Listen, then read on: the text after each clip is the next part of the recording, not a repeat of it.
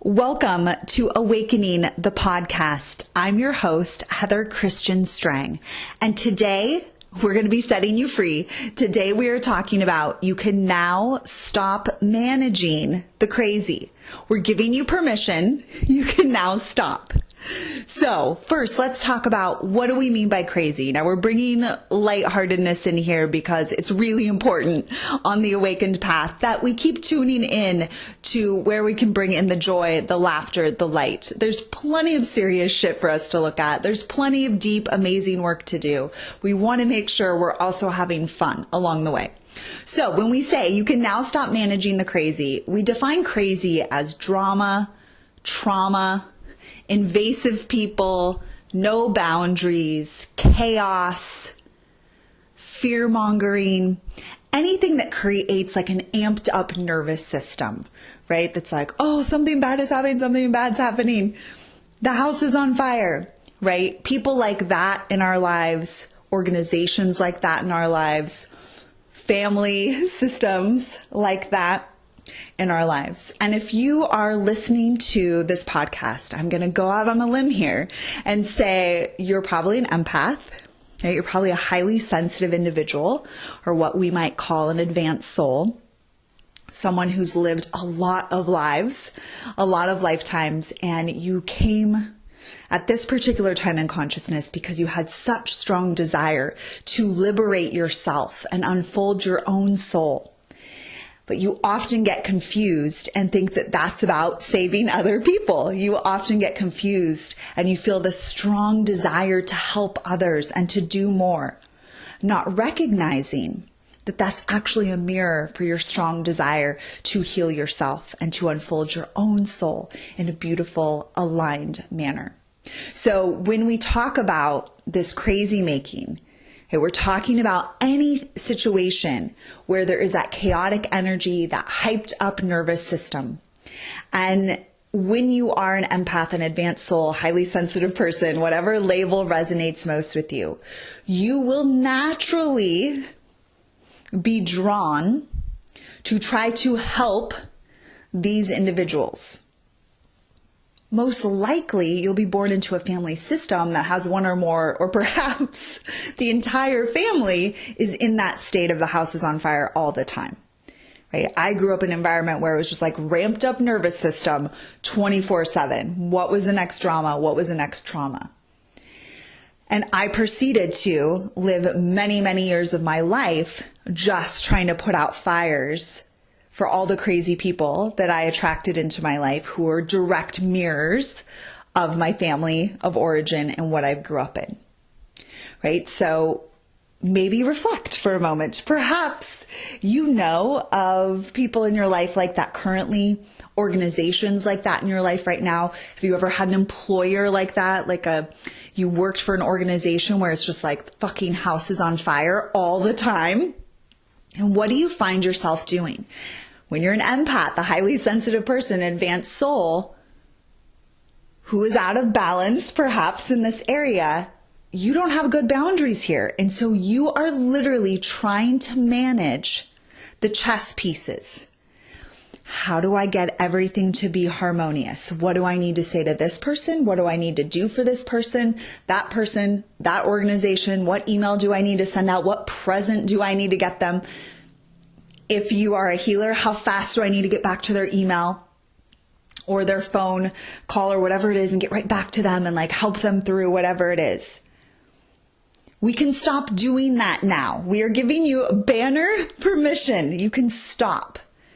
The reason why this topic came up is I have a divine soul that I work with who had this come up in her life. Then I saw it come up in my life with a situation where I was going in to try and manage. And so when you're trying to manage, you're trying to make the other person okay at the expense of yourself. So if you're managing, you'll notice you're justifying, you're trying to explain. For me, I always think if I can just explain to them what I mean and what's going on with me, then they'll get it and then they'll calm down and they'll stop being aggressive or angry or mean or crazy, however it's manifesting for them.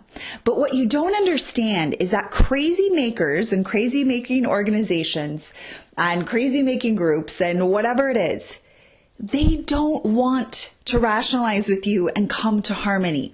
They want to fight. They want to be in the drama. They're addicted to the drama. They're addicted to the trauma. So perhaps you've had this experience, as I've had, where I'm trying to rationalize with them and explain, oh, this is what's going on. This is what I meant. This is what's actually happening. And they actually ramp it up. Number one sign, are you dealing with a crazy person? Again, we're being light here, but someone who's addicted to drama and trauma, who's irrational at times, who doesn't want to actually heal or grow. They just want to be in the drama, is they will just argue with you more. They'll get more and more aggressive. It'll just keep building and building. And your desire to try and help manage them or help them through the process of whatever it is that's going on will actually create more examples of disrespect, of disregard, and of them sort of ramping up the behavior. So just tune in and see, have you ever had this experience before? Are you currently having it? Have you noticed those behaviors coming up in your family, right? This often shows up in our family of origin. We're trying to manage, okay, well, don't tell mom this, and I'll tell the sister this, and the brother that, and then we'll do this, and we'll make everything harmonious for people. We're stopping that now, okay? So I want you to just take an oath right here, right now, and say, I'm not managing the crazy anymore. Why? Why are you going to stop that now? Because we now exist at a time in consciousness where that is totally debilitating to yourself and to the other. You've got to let them go. You've got to set them free. It is time to take 1000% responsibility for ourselves. They will be okay. And even if they're not okay, it's not your business. It's not your problem. Because haters gonna hate and lovers gonna love. Which one are you? And when you are managing the crazy or attempting, it's always an attempt to manage because you can't really manage that because they don't want help. They don't actually want to be calmed down. They don't actually want to understand where you're coming from. They want to feed off of that dark energy, that negative energy. So when you cut the cord and you say, I'm not going to participate, right? You're not going to be my client. You're not going to be in my life. We're taking a break, whatever it might be. What you're doing, whether you say that verbally, communicate that, or you do that energetically and psychically, is you literally open the space for them to also take their power back and be able to rise up into whatever their truth is. I'll give you an example to help illustrate. In my own life, I'll use an example from my life. I had like the number one crazy maker you could ever hope to meet. This woman was skilled like nobody's business. And then I went on to attract friend after friend after friend, air quotes around friend, female friends who would like literally mirror what I experienced over and over again. And the managing never worked, right? I just kept trying to like, if I could just get her to see it. No, you can't. You cannot get her to see anything, right? So when I finally, with the primary crazy maker that had been in my life, when I finally let go of the rope, I'm not going to call you. I'm not going to try to get your approval. I'm not going to try to connect with you. I am out. Okay. You are hearing nothing but radio silence. I'm not pissed at you. I'm not sending you negative energy. In fact, a big key of this when we stop managing the crazy is we actually start praying for that person's highest alignment and their highest healing and their highest blessings. Because we understand that we've been in a codependent scenario where we're trying to manage them that actually takes their power away and takes our power away. Even though they're showing up as the crazy person, when you're trying to manage crazy, guess how you end up acting? You end up acting a little crazy, right? So you're out of alignment with who you really are.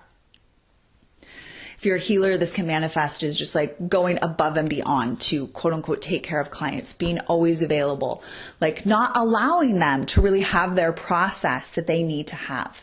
And that can be super damaging to your practice, to your business, and it's also super damaging to the other individual. So in my example that I was giving, I disconnected. And I sent blessings and I prayed for this individual and said, I'm not going there, but I'm also not, when we talk shit back or when we get fired up back and like, oh, they're so crazy and then talk about how crazy they are. Guess what you create more of? More of that trauma, drama, chaotic, invasive, boundaryless dynamic. So when you peace out and you send love and blessings, amazing things happen. I now have a totally harmonious relationship with the primary crazy maker of my life. I also no longer have crazy making girlfriends. I stopped attracting that, right? We did get a client or two that sneaked in that I had to take care of, but that happens, right? So we got to course correct when they show up. But what happened was so amazing to me because this primary crazy maker in my life actually had an episode of crazy making several months back. And I went into prayer. I felt my nervous system get all ramped up. I went into prayer, called on the highest blessings. This person, for the first time in the 40 years that I had known her, came to me and said, "I'm so sorry about how I acted. That was all me." She took full responsibility, people. I did nothing. I didn't respond back. I didn't get engaged. I just sent her love. Said, "I'm not going to crazy town, not going to do it." She came to me, apologized, gave me a big hug. It was amazing. I was literally, my mouth was just open. I was stunned. And I just had one of the lovelies that I work with have a similar experience as this, when she really got back into her power.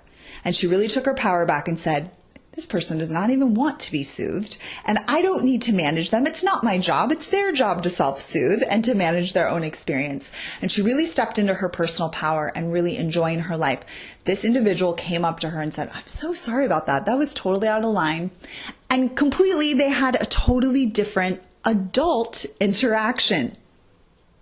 So you no longer need to manage anyone or anything but yourself. Some people are going to love you. Some people are going to hate you. Neither of those things have much to do with you, and everything to do with the perspective in which they are looking, the lens in which they are looking at you, and the stories that they're telling. Because everything we see in this life, we're seeing through the stories, the programs, that we have within us.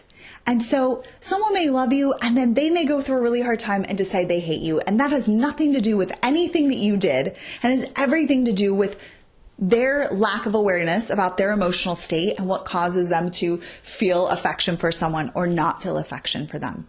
We have to take our power back from all the places that we've leaked this energy. This is a huge part of the awakening, and it's a huge learning process for those who are empaths, intuitive, highly sensitive beings, advanced souls, again, whatever you want to name it or label it.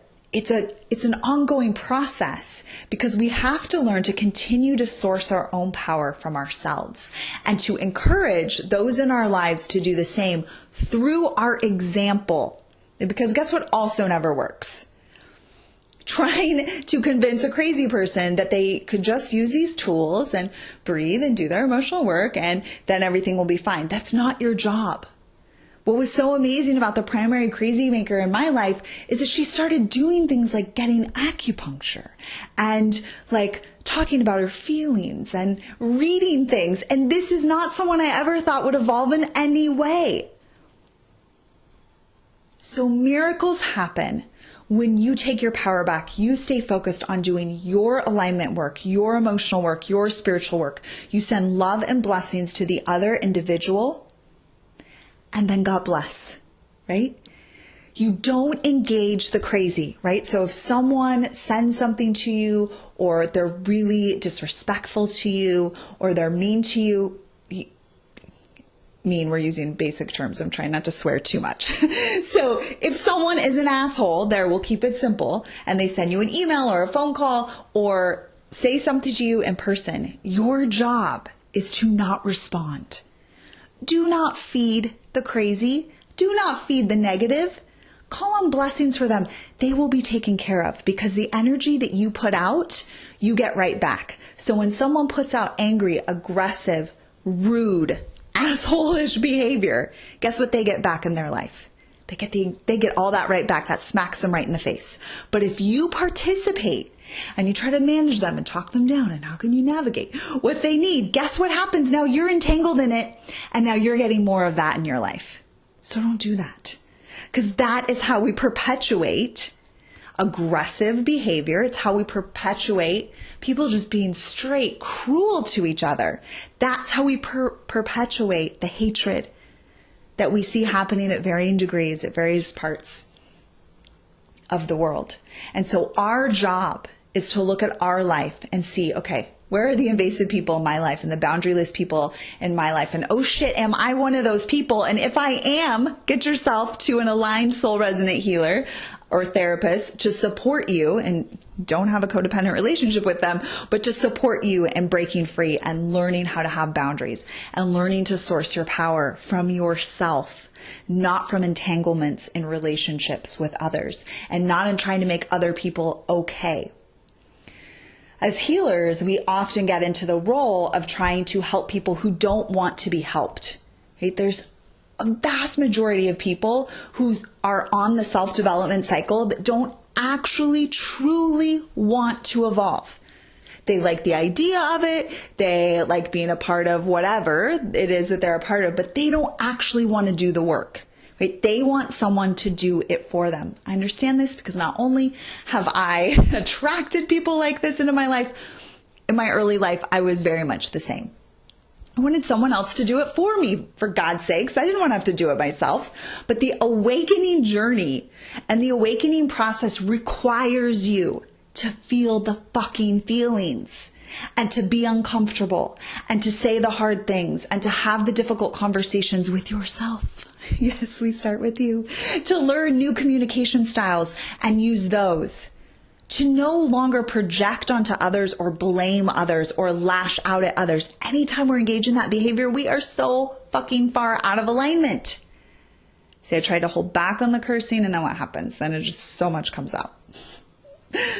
So we want to invite you into a new experience with the former crazy people in your life, the crazy makers in your life, to really disengage from that energy, to take back your power.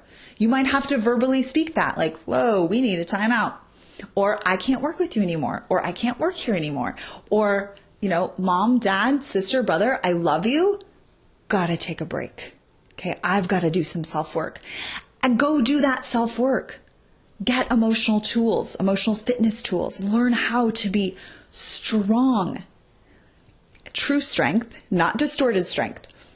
And when we mean strong, we mean you can navigate whatever it is that comes to you. You're going to feel it. You're going to show up for it. But you're sure as hell not going to let it take you out because you understand what emotions are. You understand what thought forms are. You understand what energy is. Educate yourself. Go deeper in your journey and let other people have the experience that they need to have. Not everyone is here to go to the same place.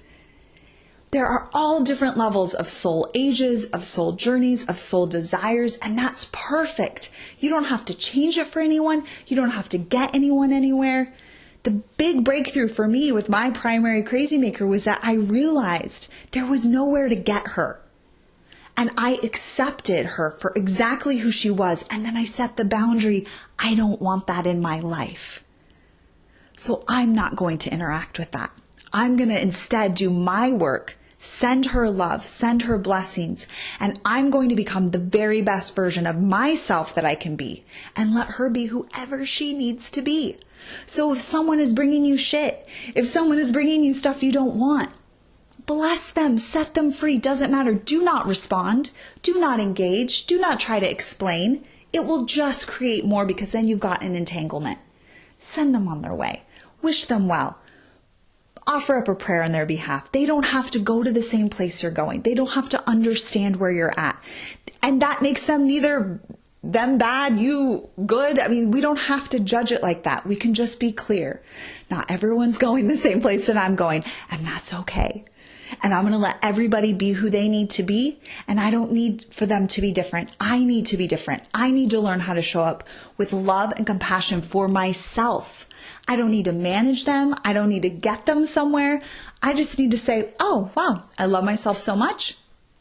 I'm so clear about what I allow in my space, who I work with, who I work for, etc., that I'm only going to allow this into my space. And I'm going to keep becoming the best version of myself that I choose to be. And God bless you. May you be whoever you need to be. And I don't need to do anything about that. This is liberation, people. This is the next level of awakening that you're here for. This is going to set you free on so many levels because there is no one you need to manage. I know moms, this is tough for moms and kids, and I get it when they're real little, right? 0 to 7, they're in theta. You are teaching them how to be in a body. It's a whole thing. After that, you don't need to manage them. You need to empower them. You need to inspire them. But that's a whole other topic we will get on soon. We want to invite you to practice this. Wherever you see the crazy making showing up, whether it's with yourself, the organization you work for, or with clients you have, whatever it is, let them go. Let them go. Set them free. Pray for them, send them blessings, and let them be free. And watch how the load lightens for you psychically, physically, emotionally. And if you just attract another one in, that means you've got to go deeper into your spiritual work. You've got to go deeper into your emotional toolkit. Of course, we have a variety of resources and tools for you over at Rising Up for Love, so check those out. We are still allowing ladies to join us for Reclaim Your Sacred Woman through the end of February. So if you are a woman who's ready to learn these tools, who's ready to no longer manage the crazy, who's ready to really live your highest path and purpose as the divine feminine leader that you were born to be without creating entanglements and giving your power away all over the place, then please join us. We'd love to have you with us. And if you were inspired by this podcast, if it elevated you, if it gave you a reminder, if you remembered something really important, or if you just laughed your ass off and really enjoyed it, then please consider making a donation. We've got a donation button right over the podcast itself, and then also to the right on our podcast page. This podcast is sourced by your generous donations. Every dollar helps and makes a difference. Thank you so much for listening. We look forward to hearing about your experience with this, so please join us on the Facebook group at Rising Up for Love. And I look forward to coming to you the next time. We're not really sure what our schedule is. We are a spirit-led podcast right now. So we are deep in it with our Reclaim Your Sacred Woman ladies. So we will bring you the next podcast the next time Spirit directs. In the meantime, please share it, like it, heart it if you can do that, and spread the word. So much love to you, and I look forward to seeing where the awakening takes us next.